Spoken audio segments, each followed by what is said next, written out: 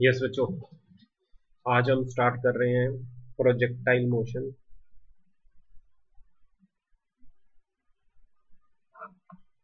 Kinematics topic है बच्चों। Projectile motion हम स्टार्ट कर रहे हैं। प्रोजेक्टाइल का हमारा फर्स्ट लेक्चर है आज बच्चों। मोशन इन 2D इसको बोलते हैं, मोशन इन 2D। अब तक बच्चों हमने क्या कर लिया, मोशन इन 1D किया, ठीक है, जिसके अंदर स्पीड, वेलोसिटी, एक्सेलरेशन के बारे में पढ़ा।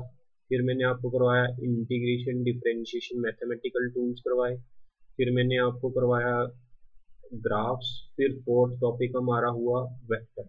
आज ये काइनेमेटिक्स का हमारा फिफ्थ टॉपिक है, दैट इज प्रोजेक्टाइल। ठीक है ना, आज जो हमने करना है बच्चों प्रोजेक्टाइल। फिर इसके बाद लास्ट होगा बच्चों रिलेटिव मोशन। इसके बाद हमारा ये काइनेमेटिक्स कंप्लीट खत्म हो जाएगा। तो today we are starting our topic projectile motion.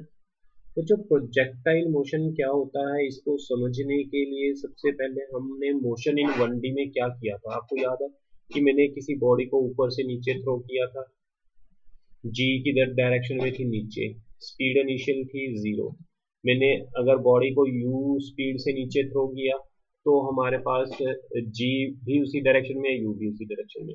फिर मैंने बॉडी को नीचे से ऊपर थ्रो किया था। अगर मैंने नीचे से ऊपर थ्रो किया था तो जी किस डायरेक्शन में होती थी बच्चों, नीचे होती थी, ये आपको पता है।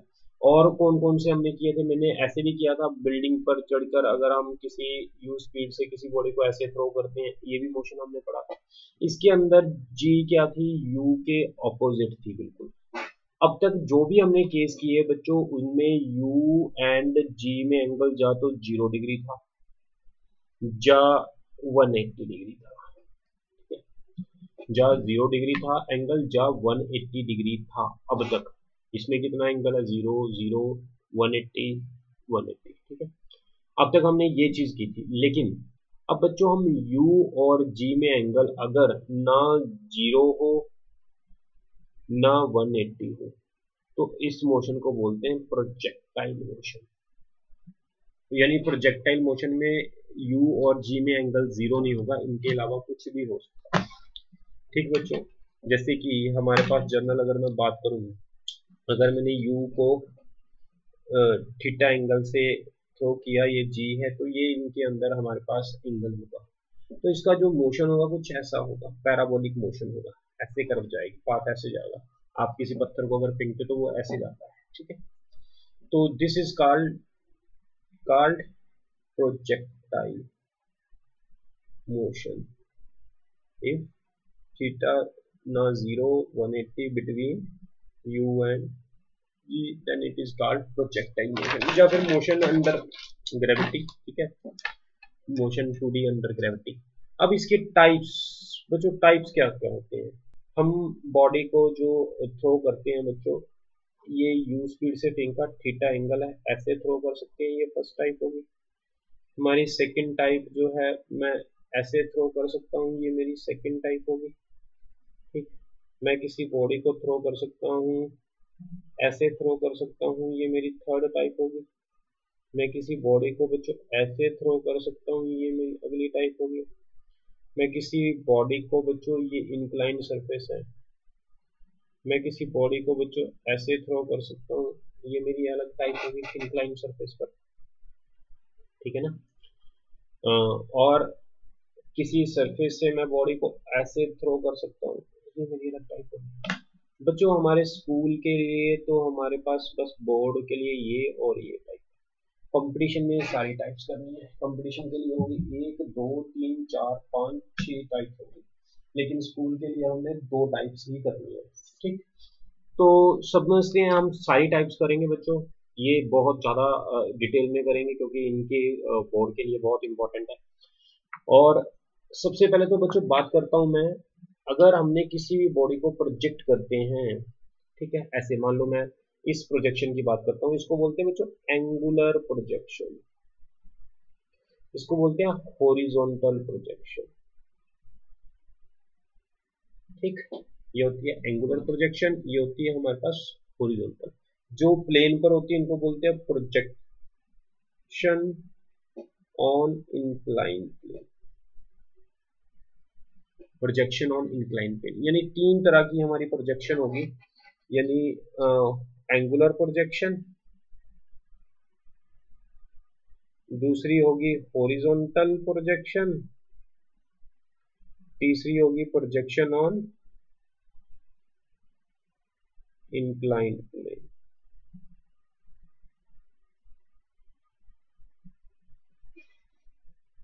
ठीक, अगर मैं बात करूं, मैंने किसी बॉडी को ऐसे u से ड्रॉप किया, ये एंगल थीटा है, तो इसकी वेलोसिटी ux होगी, ये वेलोसिटी बच्चों होगी uy। g जो होती है वो हमेशा डाउनवर्ड होती है। ठीक है, अब देखो, हमने जब भी किसी बॉडी को इस तरह किसी एंगल थीटा पर प्रोजेक्ट करते हैं बच्चों, जो हमारे पास इक्वेशन ऑफ मोशन आपको पता है, v is equal to U plus A T, S is equal to U T plus half A T square, V square minus U square is equal to 2s, ये equation of motion होती है। इनको आपने x के along लिख लेना, y के along लिख लेना, like x axis along x axis, along x axis up along y axis, x axis vx ux ax t, sy uy t half ay t square, तो ये आ गया vx का स्क्वायर माइनस ux का square 2ax sx, y axis के along vy uy ay t, yes बच्चों, sorry ये x था बच्चों,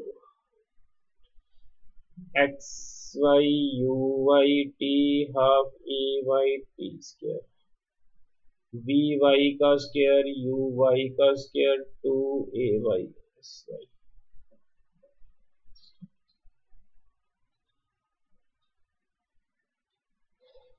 ठीक है, यहां तक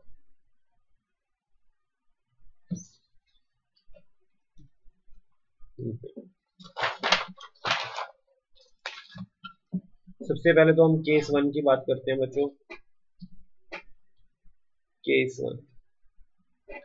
केस 1 में बच्चों देखो, हमारे पास सबसे पहला जो केस है, इसके अंदर हम क्या कर रहे हैं, एंगुलर प्रोजेक्शन की बात कर रहे हैं। एंगुलर प्रोजेक्शन की, मैंने बॉडी को ऐसे ड्रॉ किया, ये एंगल थीटा है, तो बॉडी कुछ ऐसे आएगी। ठीक, अब इस वेलोसिटी के दो कंपोनेंट हो जाएंगे, u cos theta, u sin theta. ये क्या है बच्चों, ux x एक्सिस के अलोंग, ये y एक्सिस के अलोंग है uy, g किधर है बच्चों, नीचे है। ठीक है, अब मैंने इसको 2 डायमेंशन में डिवाइड कर देना, ये x एक्सिस है, ये मेरा ऊपर को बच्चों y एक्सिस है। ठीक है, अब अगर मैं बात करूं x एक्सिस के अलोंग, क्या इस तरफ कोई हमारे पास, अगर मैं इसको डिवाइड कर लेना आपने, x एक्सिस और ये y एक्सिस। ठीक है, अब x एक्सिस के अलोंग क्या कोई इधर को वेलोसिटी कितनी है, u cos थीटा है बच्चों, y एक्सिस के अलोंग इनिशियल वेलोसिटी कितनी है, u sin थीटा है बच्चों।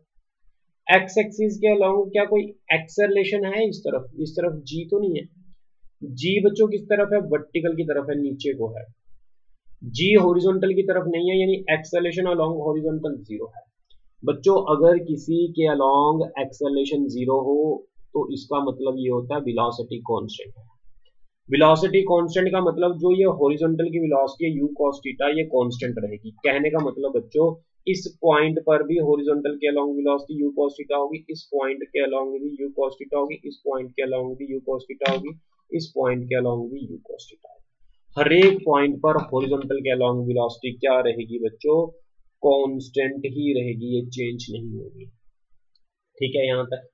इसके बाद अगर मैं बच्चों वर्टिकल की बात करूं, वर्टिकल में तो नीचे को ग्रेविटी है, अगर वर्टिकल में नीचे को ग्रेविटी है तो माइनस जी होगी। अब बच्चों ये देखो, अगर ऐसे फेंक रहा हूं मैं, ऊपर जा रही है, u ऊपर है, g नीचे है, तो इसकी स्पीड कम होगी ना, जब u और g ऑपोजिट डायरेक्शन में होते हैं स्पीड कम होती है। स्पीड कम होते होते होते हाईएस्ट पॉइंट पर बच्चों, वर्टिकल में हाईएस्ट पॉइंट पर जाकर स्पीड, वर्टिकल स्पीड 0 हो जाती है, लेकिन हॉरिजॉन्टल की स्पीड हर एक पॉइंट पर बच्चों cos थीटा ही रहती है। हाईएस्ट पॉइंट पर वर्टिकल वाली स्पीड 0 हो जाएगी। अब इसके बाद वेलोसिटी की डायरेक्शन भी नीचे को होगी और g भी नीचे को, तो स्पीड बढ़ती है। क्लियर? तो जितनी स्पीड से हम वर्टिकल पर फेंकते हैं यहाँ से यू साइन थीटा से, ये कम होते होते जीरो, फिर बढ़ते बढ़ते बढ़ते उतनी स्पीड यहाँ पर हो जाती है यू साइन थीटा, इधर को यू कॉस थीटा। ठीक है बच्चों। तो आगे हमारे पास हॉरिजॉन्टल में जो बॉडी डिस्टेंस कवर करती है, इसको, इस डिस्टेंस को बोलते हैं range, are.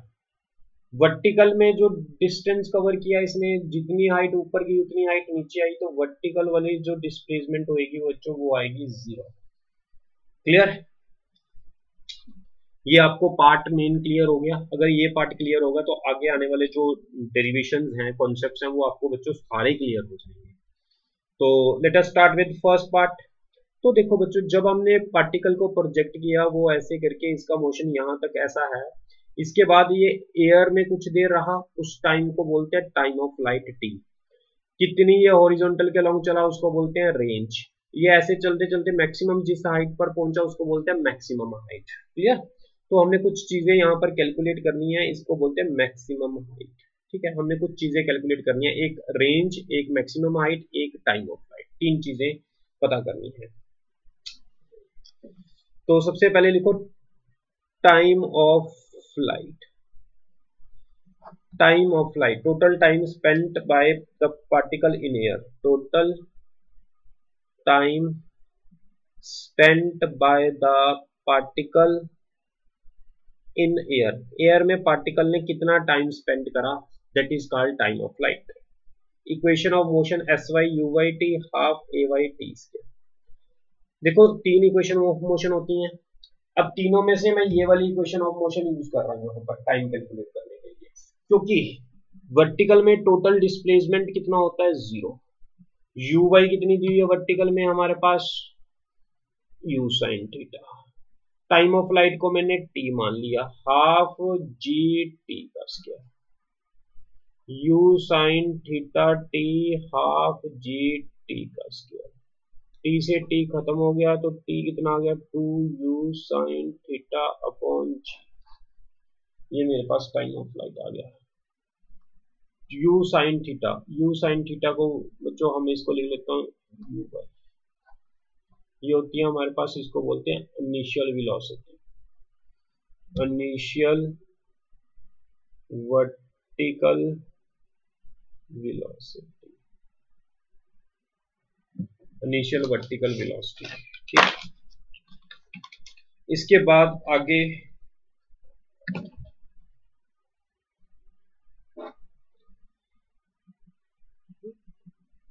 Maximum height.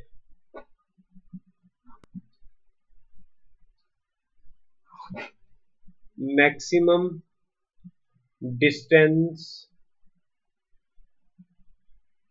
traveled by the particle in air along vertical direction। ठीक बच्चों, ये मेरे पास y एक्सिस है, ये मेरे पास x एक्सिस है। अगर ये वर्टिकल एक्सिस में h मैक्सिमम ट्रेवल करता है, हाईएस्ट पॉइंट पर वर्टिकल वाली स्पीड होती है जीरो, तो बच्चों मैं ये फॉर्मूला यहाँ पर यूज कर रहा हूँ, V square minus U Y square two A Y S Y.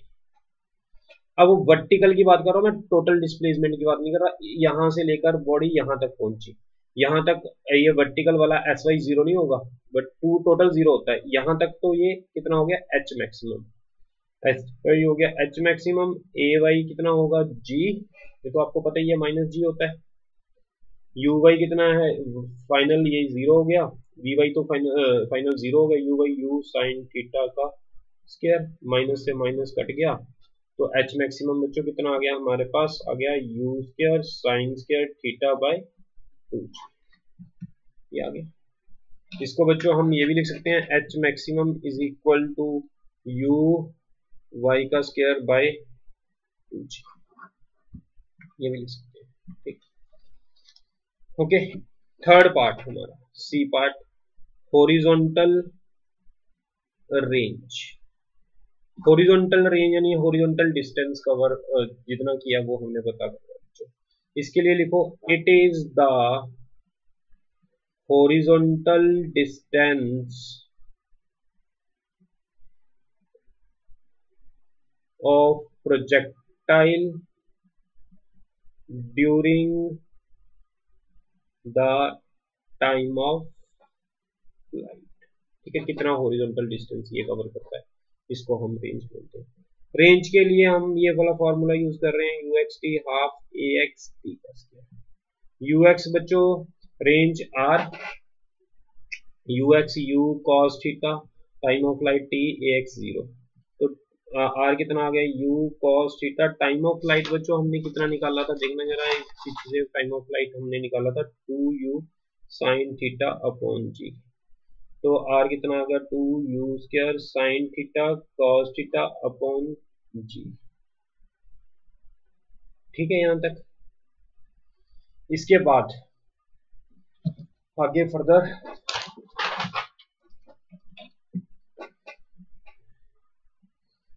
U square 2 sin theta cos theta upon G।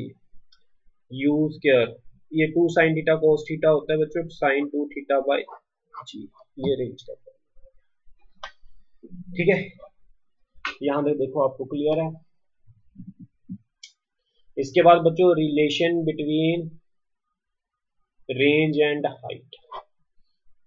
Range कितनी है, U square 2 sin theta cos theta upon G है। इसको मैं बच्चों ये लिखा हुआ है, ये वाला भी लिख सकते हैं, ये भी लिख सकते हैं। और हाइट का फॉर्मूला कितना था हमारे पास, हाइट का फॉर्मूला था मेरे पास U square sin square theta by 2G, U square sin square theta by 2G। अगर मैं दोनों को डिवाइड करता हूँ बच्चों, R upon H, U square 2 sin theta cos theta upon G, U square sin square theta upon 2G, U square sin G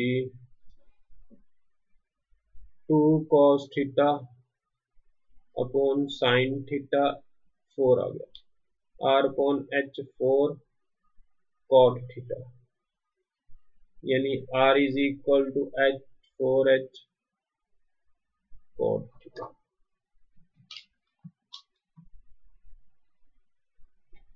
ठीक है बच्चों, यहां तक क्लियर है आपको इतना।